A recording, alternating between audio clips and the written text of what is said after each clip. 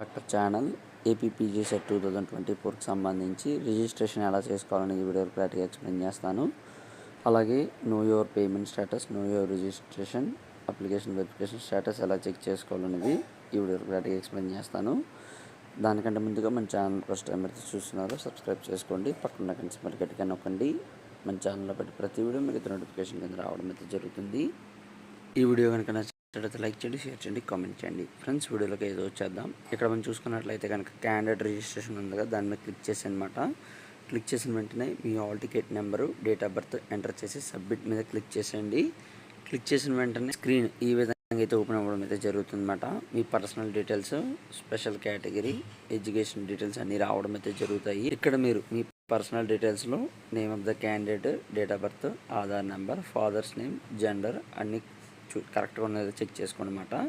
Caste కేటగిరీకి సంబంధించి మీరు ఏ క్యాస్ట్కి సంబంధించిన వాళ్ళు ఆ క్యాస్ట్ అయితే క్లిక్ చేయాల్సి ఉంటుందన్నమాట. ఇన్కమ్ సర్టిఫికేట్ ఉంది కదా, ఇన్కమ్ సర్టిఫికేట్ ఉన్నట్లయితే కనుక బిలో 2,50,000 అనేది క్లిక్ చేసేయండి. మీ సేవ ఇన్కమ్ సర్టిఫికేట్ అవైలబుల్ అని అడుగుతుంది, ఎస్ఎన్ మీద క్లిక్ చేసేయండి అనమాట. క్లిక్ చేసిన వెంటనే మీరు చూసుకున్నట్లయితే కనుక మీ సేవ వార్డు సచివాలయం ఇన్కమ్ సర్టిఫికేట్ నెంబర్ అని ఇచ్చారు కదా, దాన్ని ఎంటర్ చేయండి. ఇన్కమ్ సర్టిఫికేట్ కూడా అప్లై చేయాల్సి ఉంటుంది అనమాట. ఇన్కమ్ సర్టిఫికేట్ అనేది జేపీఈజీ ఫామ్లో కానీ జేపీజీ ఫామ్లో కానీ ఎంటర్ చేయాల్సి ఉంటుంది. దీని తర్వాత స్పెషల్ కేటగిరీకి సంబంధించి స్పెషల్ కేటగిరీ పర్సన్స్ ఎవరైతే ఉన్నారో వాళ్ళైతే ఆల్రెడీ చెప్పడం అయితే జరిగింది వాళ్ళు ఎక్కడికి వెళ్ళాలో. సో వాళ్ళు ఆన్లైన్లో రిజిస్ట్రేషన్ చేసుకున్నా సరే మీరు పర్సనల్గా ఫిజికల్గా సర్టిఫికేట్ వెరిఫికేషన్ అయితే చేయించుకోవాల్సి ఉంటుంది అన్నమాట. ఇప్పుడు డిఫరెంట్ లేబుల్డ్ పర్సన్స్ ఎవరైతే ఉన్నారో వాళ్ళైతే ఎస్ఎన్ క్లిక్ చేయండి, లేనట్లయితే కనుక నో.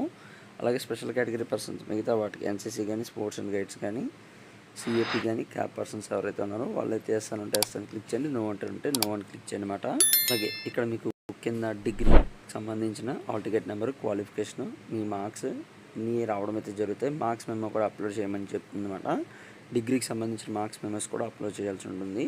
ఇక్కడ మీరు do you want to make any changes in the above information provided అని ఉంది కదా, దాని మీద సెలెక్ట్ చేసి ఎస్ఎన్ క్లిక్ చేసినట్లయితే కనుక మీ పర్సనల్ డీటెయిల్స్కి సంబంధించి మీరు ఫాదర్స్ నేమ్స్ కానీ, నేమ్ ఆఫ్ ద క్యాండిడేట్స్ కానీ, లేదా SSC 10th class certificates upload చేయాలనుకుంటున్నారా, మళ్ళీ అప్లోడ్ చేసుకోవడానికి అయితే అవకాశం అయితే ఉంటుంది. ఫాదర్ నేమ్ కూడా ఎడిట్ చేసుకోవచ్చు. So do you want edit annual income అని ఉంటుంది కదా, యాన్యువల్ ఇన్కమ్ కూడా మీరైతే ఎడిట్ చేసుకోవచ్చు అన్నమాట. అన్ని ఎడిట్ చేసిన తర్వాత మీకైతే పేమెంట్ అయితే చేయమంటుంది అన్నమాట. పేమెంట్ మీద క్లిక్ చేసి ఇక్కడ మీకు సబ్మిట్ మీద క్లిక్ చేసినట్లయితే కనుక పేమెంట్ మోడ్ వస్తుంది. డెబిట్ కార్డా, క్రెడిట్ కార్డా, నెట్ బ్యాంకింగా అన్నీ అయితే రావడం అయితే జరుగుతాయి అన్నమాట. దాని మీద పే అని క్లిక్ చేసినట్లయితే కనుక క్రెడిట్ కార్డ్ ఈ విధంగా అయితే వస్తుందన్నమాట.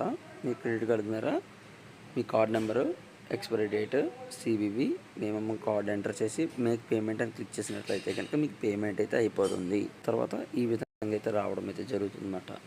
మీకు ఇది రిసిప్ట్ కావాలనుకున్నట్లయితే కనుక మీరైతే దీన్ని స్క్రీన్ షాట్ అయితే తీసుకోవచ్చు. డైరెక్ట్గా మీరైతే నో యువర్ పేమెంట్ స్టేటస్ అని ఉంది కదా, దాంట్లోకి అయితే వెళ్ళిపోతారు. ఒకవేళ నో యువర్ పేమెంట్ అనేది సక్సెస్ఫుల్ అవ్వలేదు అని చూసుకున్నట్లయితే కనుక సో ఎవరైతే కంగారు పడాల్సిన అవసరం అయితే లేదు. 1 hour తర్వాత ఇక్కడ నో యువర్ పేమెంట్ స్టేటస్ అని ఉంది కదా, దాని మీద క్లిక్ చేసి మీ హాల్ టికెట్ నెంబర్ ఎంటర్ చేసి సబ్మిట్ క్లిక్ చేసినట్లయితే కనుక మీ పేమెంట్ అయితే సక్సెస్ఫుల్ అని వస్తుంది. సో కంగారు పడాల్సిన అవసరం అయితే లేదు. లేదా 2-3 అవర్స్లో అయితే మీకు అయితే అయిపోవడం అయితే జరుగుతుంది. మీరు ఏదైతే సర్టిఫికేట్స్ ఎంటర్ చేశారో ఆ సర్టిఫికేట్స్ వెరిఫికేషన్ స్టేటస్ అనేది ఇక్కడ చెక్ చేసుకోవాల్సి ఉంటుంది అన్నమాట. APPG CET hall ticket number, date of birth enter చేసి సబ్మిట్ మీద క్లిక్ చేసినట్లయితే కనుక వెరిఫికేషన్ అనేది ఎప్పుడు నుంచి జరుగుతుంది, నిన్నటి నుంచి అయితే జరుగుతుందన్నమాట. సో నిన్నటి నుంచి 19th వరకు అయితే వెరిఫికేషన్ అయితే జరుగుతుందని చెప్పడం అయితే జరిగింది. ఇక్కడ మీరు know your registration application verification status మీద క్లిక్ చేసి మీరైతే మీ వెరిఫికేషన్ స్టేటస్ ఎంతవరకు అయితే ఉందో అంతవరకు అయితే చెక్ చేసుకోవచ్చు అన్నమాట. అలాగే మీరు నెక్స్ట్ ఒకవేళ మీది ఎలిజిబిలిటీ వెబ్ ఆప్షన్స్ పెట్టుకోవడానికి ఎలిజిబిలిటీ వచ్చినట్లయితే కనుక ప్రింట్ వెరిఫైడ్ అప్లికేషన్ మీద క్లిక్ చేసి మీ APPG CET hall ticket number, date of birth enter చేసి సబ్మిట్ మీద క్లిక్ చేసి మీ పర్సనల్ డీటెయిల్స్ అన్నీ అయితే రావడం అయితే జరుగుతాయి. ఒకసారి అన్నీ కరెక్ట్గా అయితే మళ్ళీ చెక్ చేసుకోవచ్చు అన్నమాట.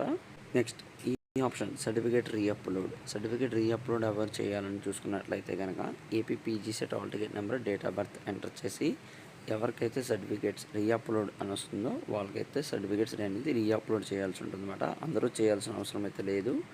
ఈ know your registration application verification స్టేటస్లో ఎవరికైతే సర్టిఫికేట్స్ రీఅప్లోడ్ చేయండి అని వస్తుందో ఇక్కడ సర్టిఫికేట్స్ రీ అప్లోడ్ బటన్ ఉంది కదా, దాని మీద క్లిక్ చేసి సర్టిఫికేట్స్ అనేది మళ్ళీ అప్లోడ్ చేయాల్సి ఉంటుంది అనమాట. అంటే సరిగ్గా అప్లోడ్ చేయలేదు లేదా వాళ్ళకపోతే కనిపించట్లేదు, ఇలా అయితే జరగచ్చు.